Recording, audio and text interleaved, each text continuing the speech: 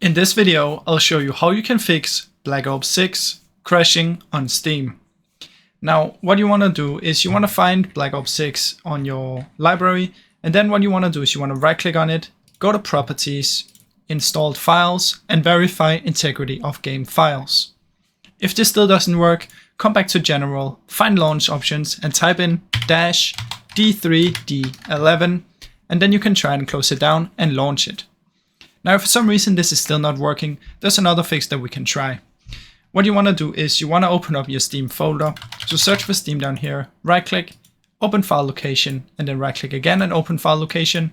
And once you're in the Steam folder, what you want to do is you want to open up Steam Apps, Common, Call of Duty HQ, find code.exe, right click, Properties, Compatibility, and run this program as an administrator. Press apply and OK, and try and launch it as an administrator. Now, once you've done that, it should hopefully work. If for some reason it's still not working, another thing you can do is you can go and Google Call of Duty Black Ops 6 server status and make sure that their servers are even up and running. Now, I really hope this video helped you.